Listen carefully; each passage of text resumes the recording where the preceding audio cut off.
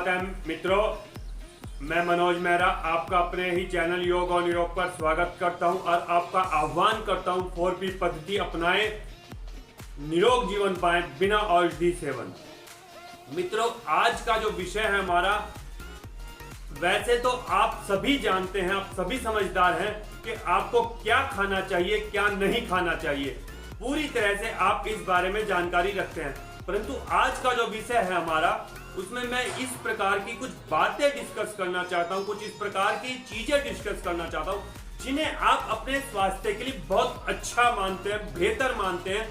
आपकी जो ज्ञान है, आपने जो पढ़ा है या आपको जो पढ़ाया गया, उसके आधार पर जो आप अच्छा मानते हैं, अच्छा जानते हैं। परंतु शायद यदि आज आपका वीडियो देख लें, आज के वीडियो को यदि आप समझ लें, तो आपकी कुछ भ्रांतियां दूर हों और जिन वस्तुओं को, जिन खाद्य पदार्थों को आपने आहार में अपने शामिल किया हुआ है, पौष्टिकता से भरपूर समझते हुए, एनर्जी से भरपूर समझते हुए, उनको आप खाना बंद कर दें या खाना बंद करके अनुभव करके देखें कि वो चीजें हमारे शरीर को कितना हार्मफुल हो रही थी, हमारे शरीर को कितना नुकसान दे रही थी। ऐसा कुछ मैं आज आपसे बात करने वाला हूं। और यदि आप किसी भी बीमारी से परेशान हैं, आपको किसी भी प्रकार की स्वास्थ्य की समस्या है, आप इलाज कराकर थक चुके हैं, आप डॉक्टर्स के पास जा जाकर थक चुके हैं, आपकी बीमारी साफ नहीं हो रही है, आप हर प्रकार से किसी भी पैथी में इलाज नहीं ढूंढ पाए, हवन, क्रिया कांड,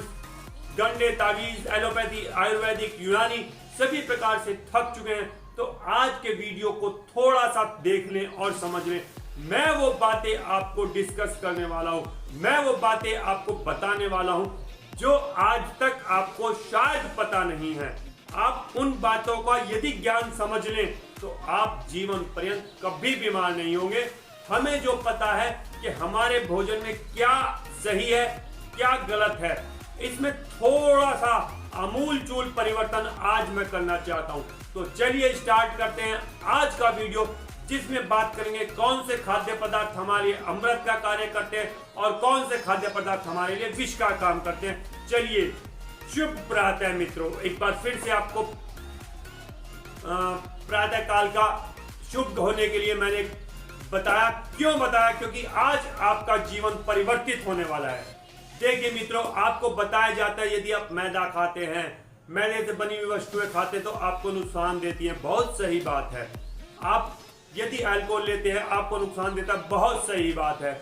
आप यदि स्मोकिंग करते हैं, आपको नुकसान देता है, बहुत सही बात है। आप यदि चाय पीते हैं, आपको नुकसान देती है, बहुत सही बात है।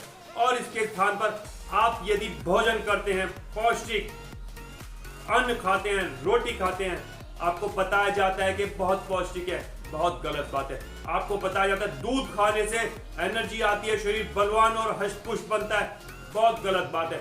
आपको बताया जाता है मांसाहार करना आपके लिए पुष्टिदायक हो सकता है। कुछ लोग मांसाहार को मांसाहारी कहकर कि दूसरे जीव की हत्या क्यों करना नुकसानदायक बताते हैं, परंतु शरीर के लिए पौष्टिक बताया जाता है। जो लोग मांस लेना पसंद करते हैं, वो सोचते हैं कि मांस खाकर मैं एनर्जीदायक या मजबूत बन सकता हूं, बहुत गलत बात है। अंडा खाना बहुत लाभदायक है, ऐसा भी बताते हैं, प्रोटीन का भरपूर स्रोत है, लेकिन ये गलत बात है।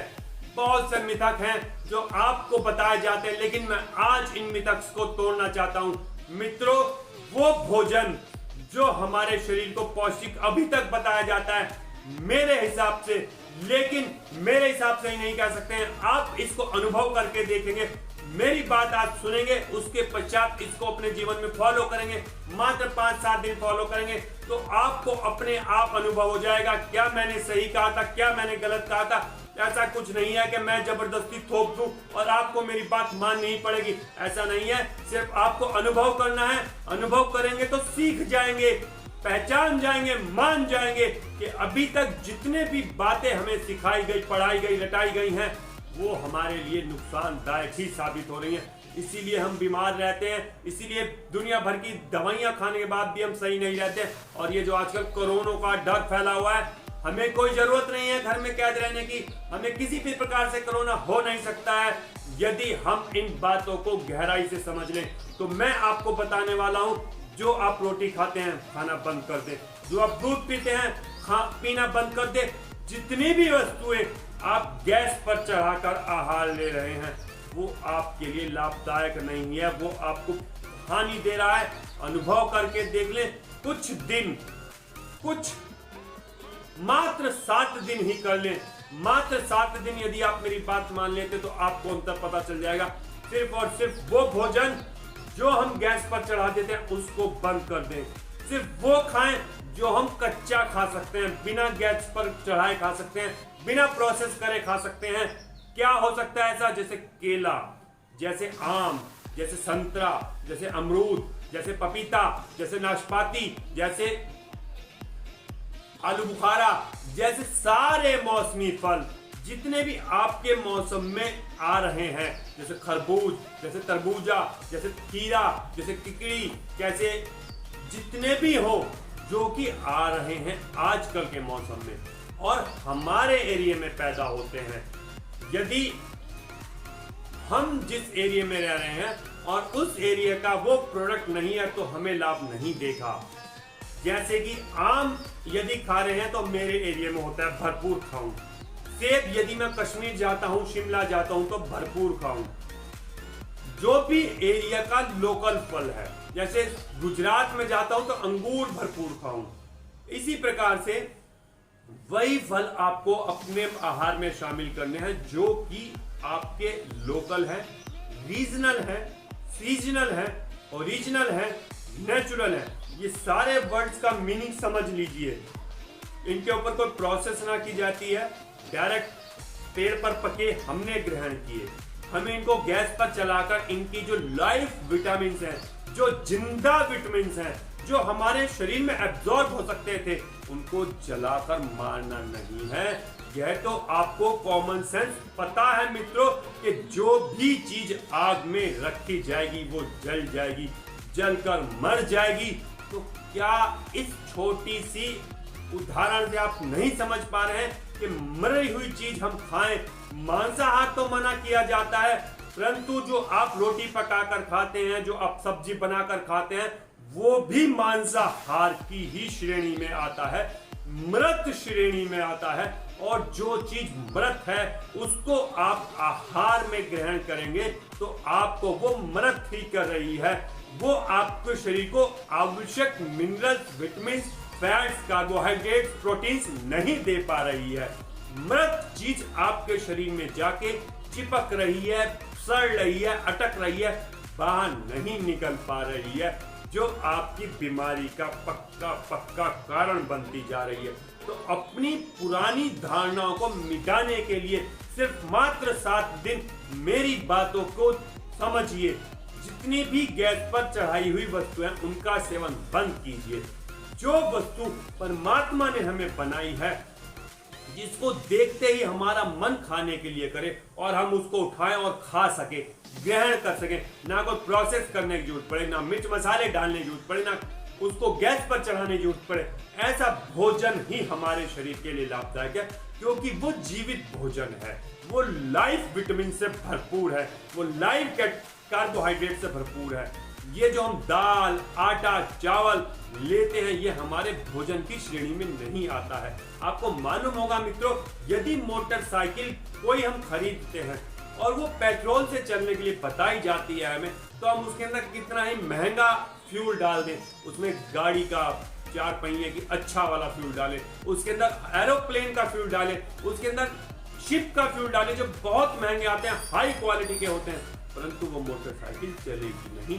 इसी प्रकार से समझ लीजिए, ये जो हमारा पेट है, ये भी हमारी मोटरसाइकिल, जो जीवन रूपी मोटरसाइकिल है, उसका फ्यूल टैंक है।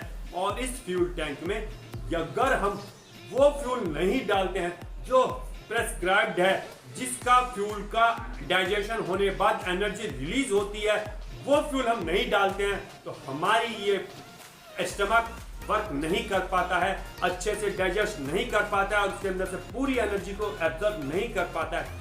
इसलिए मित्रों, आज मेरा बताने का आपको तात्पर्य यही था, यदि आप बीमार हैं, यदि आपको स्वास्थ्य नहीं मिल पा रहा है, तो इसका कारण सिर्फ और सिर्फ यही है कि आप जो भोजन खा रहे हैं वो मृत भोजन है, वो विष है, वो विष तुल्य है।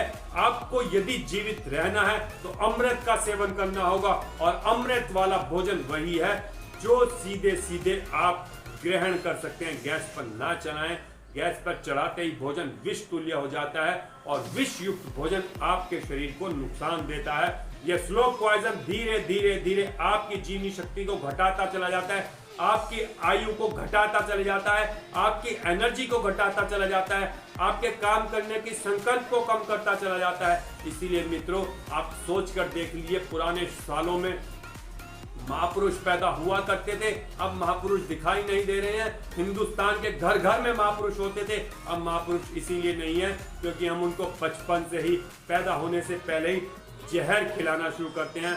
माँ उनकी जहर का सेवन करती है, एक तो एंटीबायोटिक दवाई है, स्टेरॉइड्स, उसके पश्चात हमारा खान पान जो कि सबसे बड़ा कारण है। इसलिए मित्रों, अमृत तुल्य भोजन ग्रहण करना प्रारंभ कर दीजिए। और यदि अभी आपको सारी चीजें पता नहीं चल पाई है, क्या आपके खाने के लिए लाभदायक है, क्या आपके खाने के लिए हानिकारक है, कौन सा वो भोजन है जो अमृत तुल्य है, कौन से वो भोजन जो विष की श्रेणी में आते हैं, तो आप हमारी 4P पद्धति को अपनाइए। 4P पद्धति के मैंने बहुत सारे वीडियोस YouTube पर डाले हुए हैं, उसके लिए आप मेरे चैनल पर जाइए, उस चैनल को सब्सक्राइब कर लीजिए। 4P पद्धति लिखकर सर्च कीजिए, जितने भी 4P पद्धति की प्लेलिस्ट आती है उसके सारे वीडियोस को धीरे धीरे एकाग्रता में, शांति के साथ, हो सके तो कान में ईयर प्लग लगा के, ईयर पीस लगा के बिल्कुल आराम के साथ सुने, बार बार सुने, एक एक प्लेलिस्ट को सुने और समझे क्या कारण है हम बीमार रहते हैं, कौन सा भोजन है अमृत तुल्य है, कौन सा भोजन है विष तुल्य है। हम इतनी मेहनत करके, इतनी दवाइयां खाकर भी स्वास्थ्य प्राप्त नहीं कर पा रहे हैं, एनर्जी लेवल अपने शरीर का नहीं बढ़ा पा रहे हैं, प्राण शक्ति अपने शरीर में इंक्रीज नहीं कर पा रहे हैं। तो ऐसा जानने के लिए आपको 4P पद्धति का धीरे धीरे रोज एक एक बार अवलोकन करना होगा। समझिए, हर बात को गहराई से समझिए। कोई बात समझ नहीं आती है तो हमारा व्हाट्सएप ग्रुप योग और नुयोग, जिसका लिंक मैं डिस्क्रिप्शन में डाले हुए हूँ, उसके ऊपर क्लिक कर लीजिए और कोई भी क्वेश्चन मुझसे पुटअप कीजिए। मैं आपकी सारी शंकाओं का समाधान करने के लिए पूरी तरह से प्रयासरत हूँ। और यदि आप मुझे कॉल भी करना चाहते हैं तो रात को 9:30 से 10 के बीच में कॉल कर सकते हैं, आपकी हर शंका का समाधान किया जाएगा और आपको पक्का विश्वास दिलाया जाता है आप बीमार नहीं रहेंगे यदि आप पहचान गए कि अमृत वाला भोजन और विष वाला भोजन दोनों में क्या अंतर है। आज के लिए काफी है मित्रों। जय हिंद, जय भारत, स्वस्थ रहें, निरोग रहें, 4P पद्धति अपनाएं, निरोग जीवन बिना औषधि सेवन।